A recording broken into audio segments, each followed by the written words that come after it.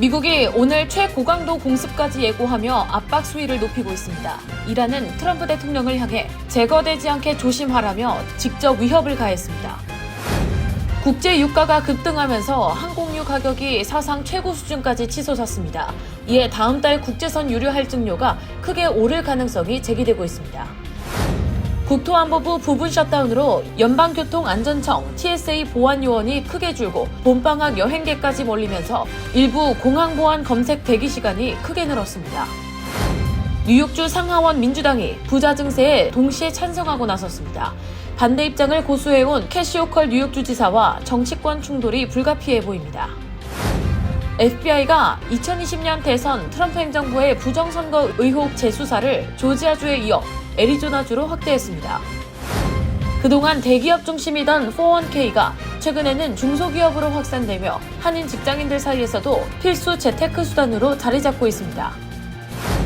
이수연 한인 변호사가 100만 달러 기부를 약정하며 뉴욕 한인 변호사협회 산하에 한인 법대생을 지원하는 장학재단이 새롭게 설립됐습니다. 캘리포니아의 한 가톨릭 주교가 교회 자금을 빼돌린 혐의와 함께 멕시코의 성매매 업소를 여러 차례 드나든 의혹으로 체포됐습니다.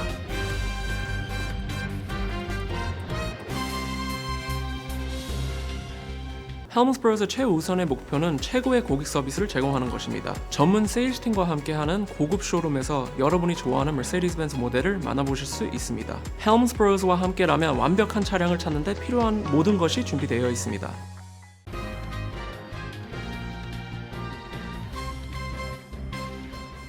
안녕하십니까? KBTV 뉴스9 이창원입니다.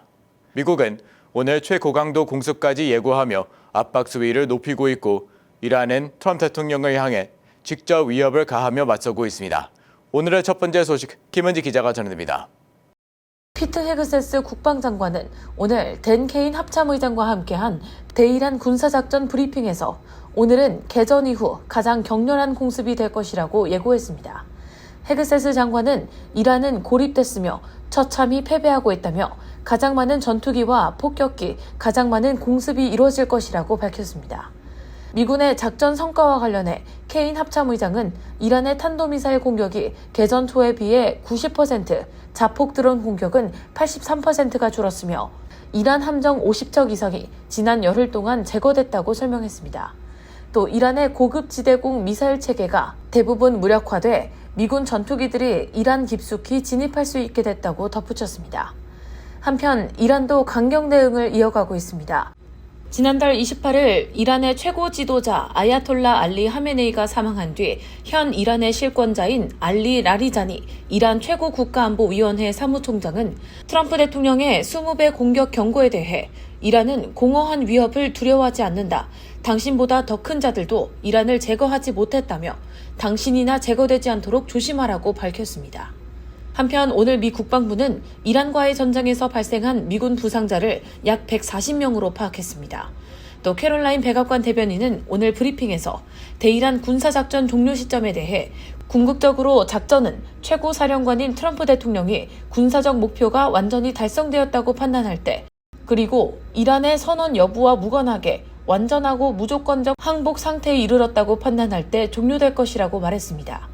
이는 이란이 항복하지 않고 긴 저항을 이어가더라도 미국이 목표를 달성했다고 판단하면 전쟁을 중단하겠다는 취지로 전날 트럼프 대통령이 밝힌 전쟁 조기 종결 의지를 뒷받침하는 언급으로 해석됩니다. KBTV 뉴스 김은지입니다. 미국과 이란 간 무력 충돌로 국제 유가와 항공유 가격이 급등하면서 항공권 가격 인상과 항공업계 실적 악화 우려가 커지고 있습니다. 특히 항공유 가격이 사상 최고 수준까지 치솟으면서 다음 달 국제선 유류 활증료가 크게 오를 가능성이 제기되는 가운데 항공업계를 비롯한 산업 전반에도 비용 부담이 확산되고 있습니다. 김은지 기자의 보도입니다.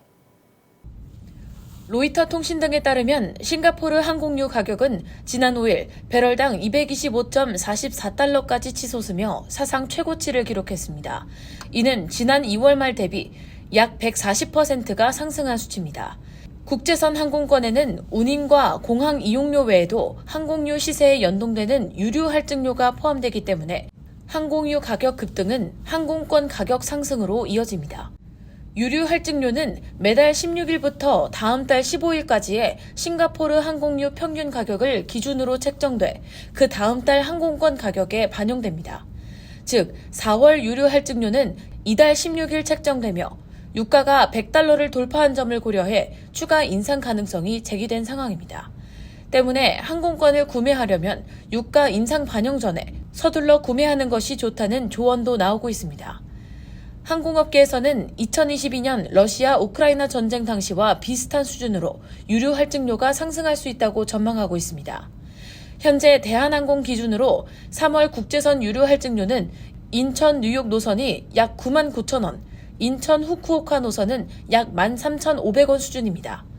2022년 7월 대한항공의 유류 할증료는 인천 뉴욕 노선이 32만 5천원, 인천 후쿠오카 노선이 42,900원에 달했습니다.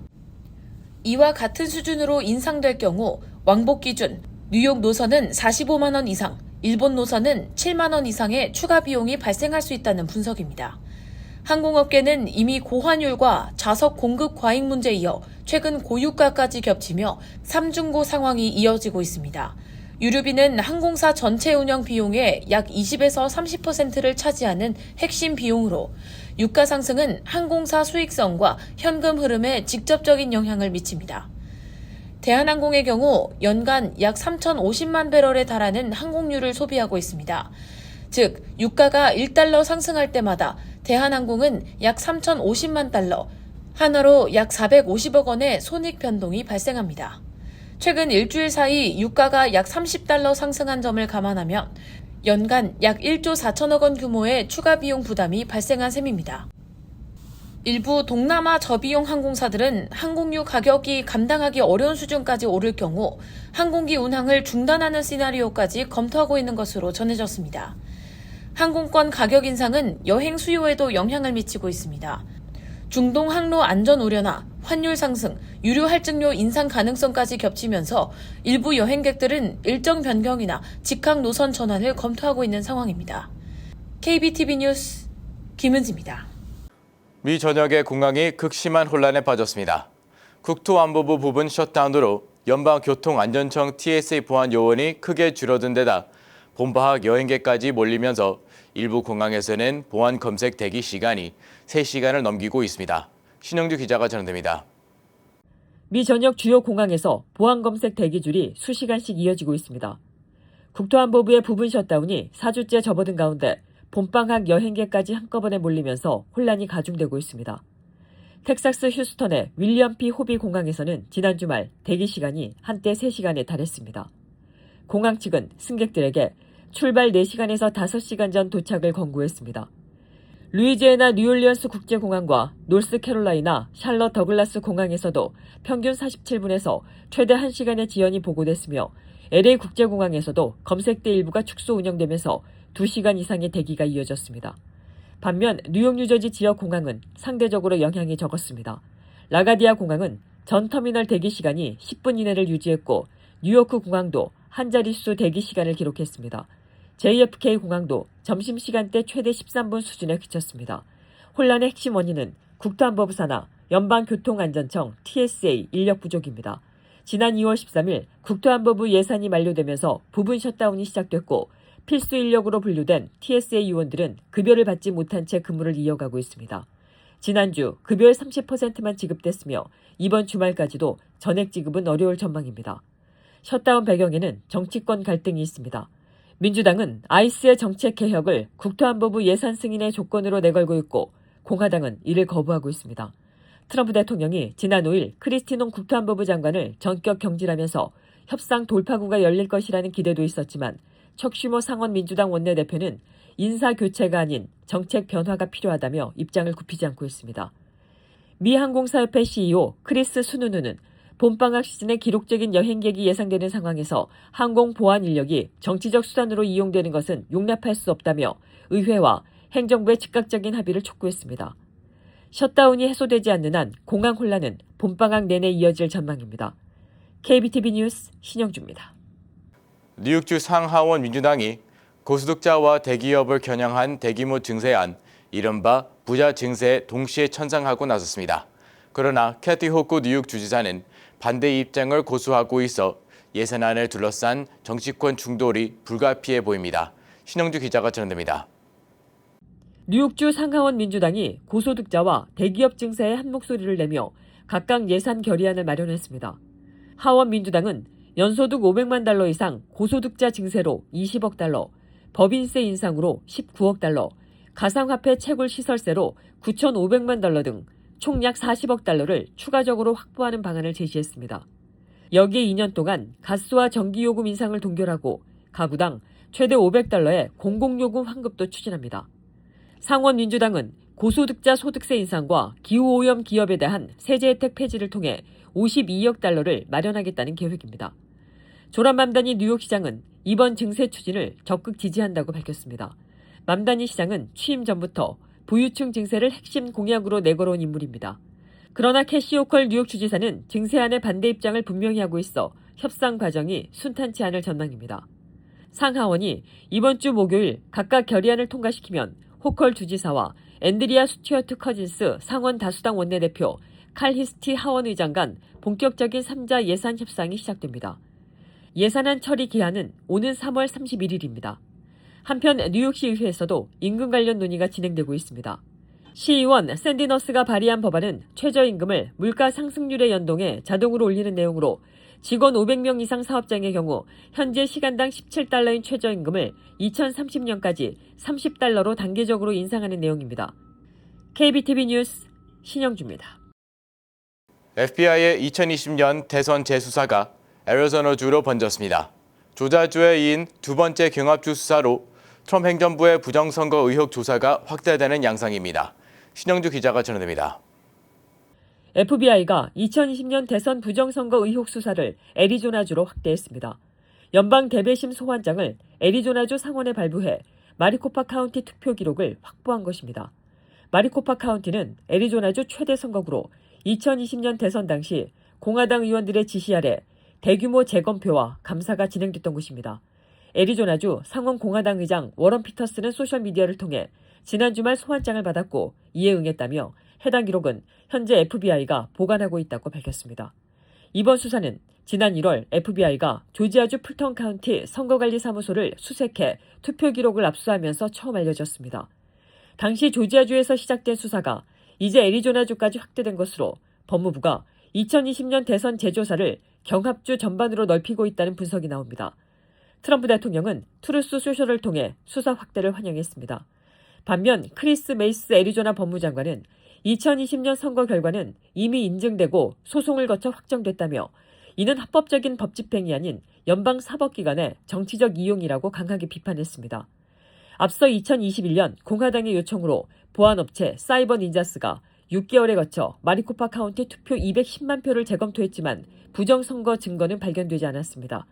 오히려 최종 보고서는 바이든 전 대통령의 득표가 소폭 더 많은 것으로 확인됐습니다. 이번 수사는 트럼프 대통령이 임명한 선거안전보안국장 커트 올슨의 제보로 시작된 것으로 알려졌습니다. 올슨 국장은 2020년 대선 결과가 부정선거라고 주장해온 인물입니다. KBTV 뉴스 신영주입니다.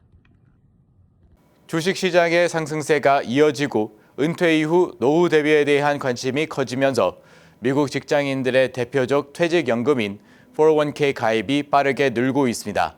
특히 그동안 대기업 중심이던 401k가 최근에는 중소기업으로 확산되며 한인 직장인들 사이에서도 필수 재테크 수단으로 자리 잡고 있습니다. 김은지 기자입니다. 최근 보고서에 따르면 미국 중소기업 근로자들의 401k 가입자는 지난 몇 년 사이 큰 폭으로 증가했습니다. 세제 혜택 확대와 인재 확보 경쟁, 제도 개선 등이 맞물리면서 중소기업들도 퇴직연금 도입에 적극 나서고 있는 것으로 나타났습니다. 월스트리트 저널은 급여 복리후생 서비스 업체 구스토가 발표한 자료를 인용해 미국 내 중소기업 근로자의 401k 가입자가 2019년 이후 약 36% 증가했다고 보도했습니다. 구스토에 따르면 직원 100명 미만 기업에서 401k에 가입할 수 있는 근로자는 약 2,120만 명으로 2019년에 1,560만 명보다 약 600만 명이 늘었습니다. 이 가운데 절반 이상인 55%가 실제로 401k에 가입한 것으로 집계됐습니다. 그동안 401k는 주로 직원 500명 이상 대기업에서 제공되는 복리후생으로 알려져 왔습니다. 실제로 대기업의 경우 근로자 가입률이 90% 이상에 달합니다. 특히 많은 기업이 직원이 납입한 금액에 대해 일정 비율을 추가로 적립해주는 매칭 제도를 운영해 높은 수익률과 복리 효과를 기대할 수 있습니다. 반면 중소기업은 고용주가 부담해야 하는 기여금과 관리 비용 때문에 쉽게 도입하지 않았습니다.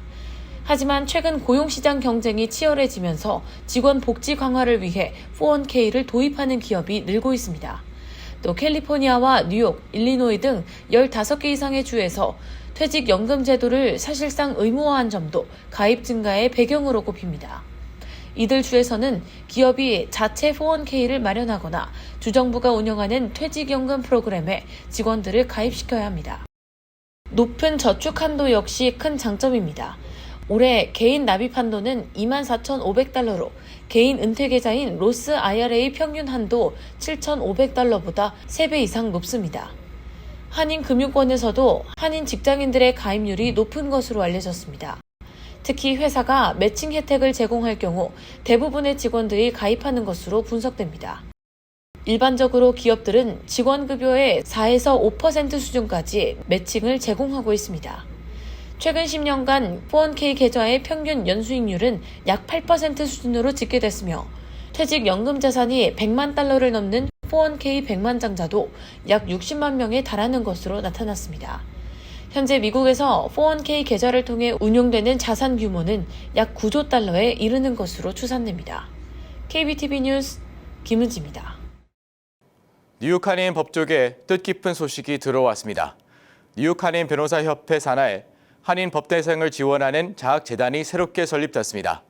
협회 이사이자 브루클린 검찰청 검사 출신인 이수연 변호사가 100만 달러 기부를 약정하며 출범한 재단으로 차세대 한인 법조인 양성에 대한 기대가 커지고 있습니다. 신영주 기자가 전해드립니다. 뉴욕 한인 변호사협회 산하에 뉴욕 한인 법률교육기금 장학재단이 설립됐습니다.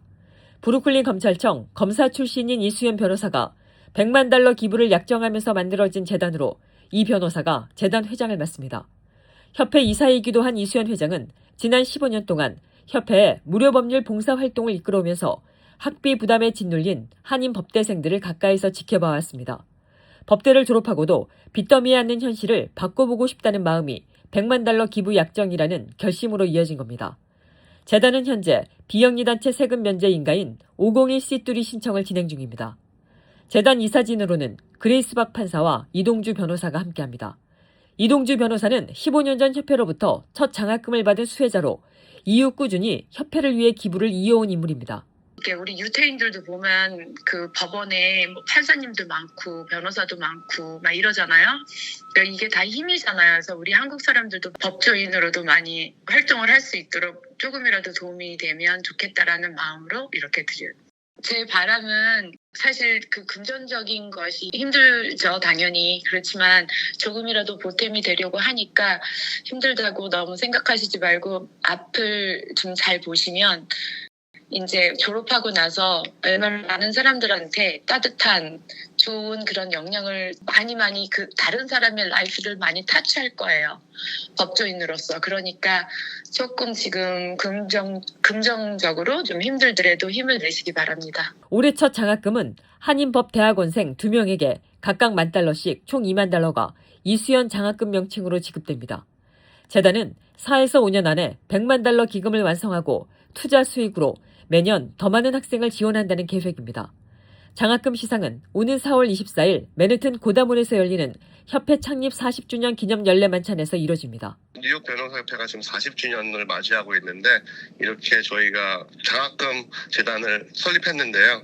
너무 뿌듯하고 감사합니다. 저희 특히 이수연 변호사님한테 이렇게 100만 달러를 기부하신다고 하니까 저희도 계속 장학재단을 운영하면서 한인 커뮤니티를 도와주는 좋은 변호사들이 나오면 좋겠습니다. 잘 지켜봐 주세요. 한편 재단을 위한 또 다른 기금 마련 행사도 예정되어 있습니다. 오는 5월 2일 브롱스 양키 스타디움에서 뉴욕 양키스와 볼티모어 오리올스 경기를 맞아 코리안 햇데이 행사가 열립니다. 오는 23일까지 온라인으로 티켓을 구입하면 한국어가 새겨진 양키스 모자를 받을 수 있으며 티켓 수익 일부가 장학재단에 전달됩니다. 협회는 한인 커뮤니티에 많은 관심과 참여를 당부했습니다. KBTV 뉴스 신영주입니다. 캘리포니아의 한 카톨릭 주교가 교회 자금을 빼돌린 혐의와 함께 멕시코의 성매매 업소를 여러 차례 드나든 의혹으로 체포됐습니다. 해당 사건은 교회 내부 제보로 수사가 시작됐으며 베르킨도 별도의 조사에 나선 것으로 전해졌습니다. 김은지 기자의 보도입니다. 샌디에이고의 칼데아 가톨릭 교구 소속 에마누엘 샬레타 주교가 지난 5일 샌디에이고 국제공항에서 출국을 시도하던 중 수사당국에 의해 체포 구금됐습니다. 경찰은 샬레타 주교에게 횡령 8건, 자금 세탁 8건을 포함해 총 17개 혐의를 적용했습니다. 현재 주교는 샌디에이고 중앙구치소에 수감됐으며 보석금은 12만 5천 달러로 책정됐습니다. 이번 수사는 지난해 8월 교회 내부 한 관계자가 자금 횡령 의혹을 보안관실에 제보하면서 시작됐습니다. 수사 자료에 따르면 샬레타 주교는 교회 부동산 임대료 등으로 들어온 자금을 개인적으로 사용한 뒤 자선 계좌에 있는 돈으로 이를 보충하는 방식으로 자금 흐름을 숨겨온 혐의를 받고 있습니다. 당국은 현재 최소 42만 7천 달러 규모의 교회 자금이 사라진 것으로 보고 있으며 피해 금액이 100만 달러에 이를 가능성도 제기되고 있습니다. 또 샬레타 주교는 교회 명의 계좌에서 본인이 서명한 환급수표를 발행해 자금을 인출했다는 의혹도 받고 있습니다. 해당 주교는 모든 혐의를 부인하고 있습니다. 뿐만 아니라 그는 미국 국경을 넘어 멕시코 티후아나에 있는 대형 스트립클럽 홍콩 젠틀맨스 클럽을 여러 차례 방문한 것으로 조사됐습니다. 이 업소는 티후아나 홍등가로 알려진 소나 노르테 지역에 위치해 있으며 일부 인신매매 문제 등 국제인권단체 감시 대상이 된 곳입니다. 사설 조사 결과에 따르면 샬레타 주교는 한 달 동안 최소 12차례 해당 업소를 방문했으며 업소에서 운영하는 셔틀버스를 이용해 이동한 정황도 포착됐습니다. 의혹이 제기되자 바티칸은 자체 조사에 착수했으며 샬레타 주교는 올해 1월 교황청에 사임서를 제출했습니다. 교회 내부에서도 큰 파장을 일으키고 있습니다. 일부 교구 성직자들은 성명을 통해 교구와 주교를 향한 공격으로부터 교회를 보호해야 한다며 지지 입장을 밝히는 등 내부 분열로 이어지고 있습니다. KBTV 뉴스 김은지입니다. 뉴욕타임스가 여성 역사의 달 3월을 맞아 세계 역사에 의미 있는 발자취를 남긴 여성 104명을 선정했습니다. 이 가운데 한국의 독립운동가 유관순 열사와 일본군 위안부 피해자 길원옥 할머니가 나란히 이름을 올려 눈길을 끌고 있습니다. 유관순 열사는 때이른 죽음을 맞이한 여성 8명 중 1명으로 소개됐습니다. 뉴욕타임스는 일본의 지배에 맞서 싸운 한국의 독립운동가라고 설명했습니다. 지난해 세상을 떠난 길원옥 할머니는 역사적 사건의 생존자들 13명 명단에 포함되었습니다.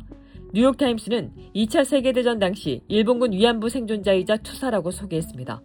뉴욕타임스는 이번 기획이 역사 속 여성들을 서열화하는 것이 아니라 객관적인 시각으로 그들의 삶을 다시 조명하기 위한 것이라고 밝혔습니다.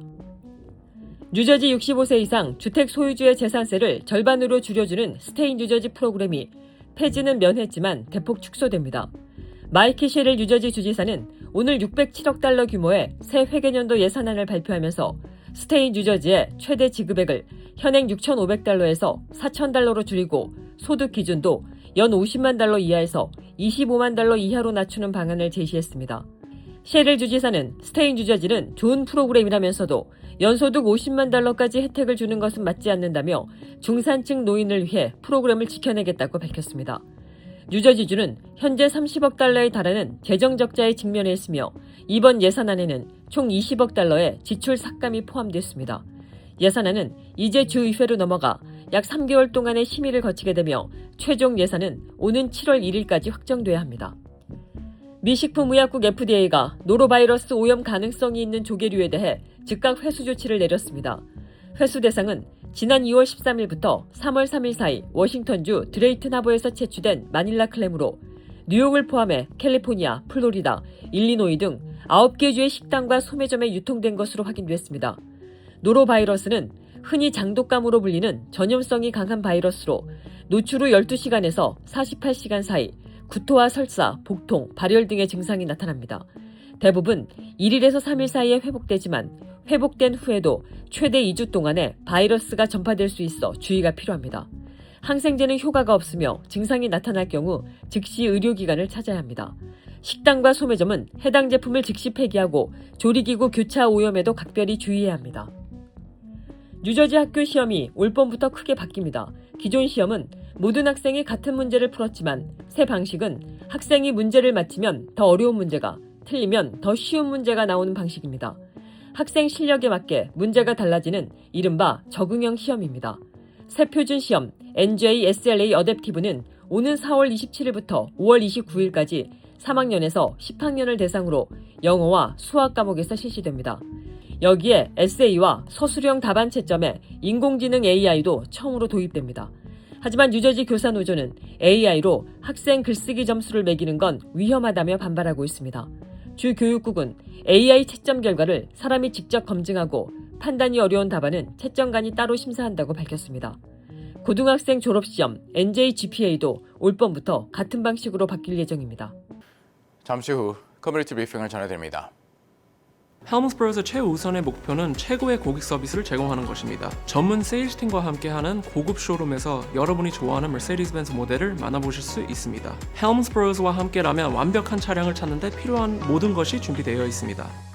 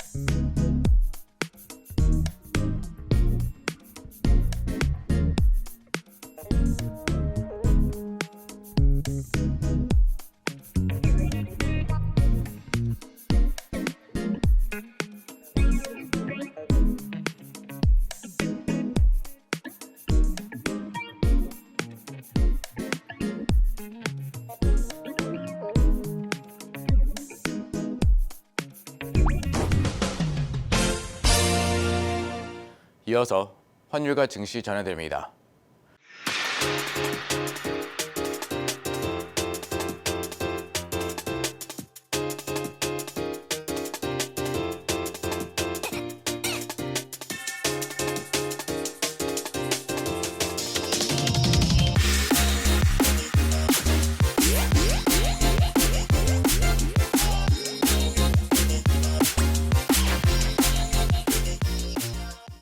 잠시 후 뉴욕과 뉴저지 날씨 전해드립니다.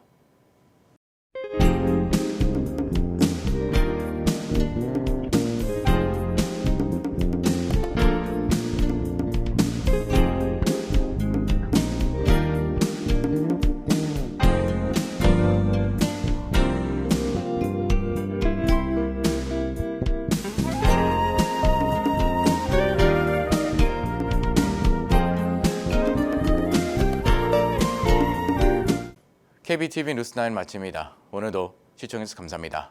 편안한 밤 보내시 바랍니다.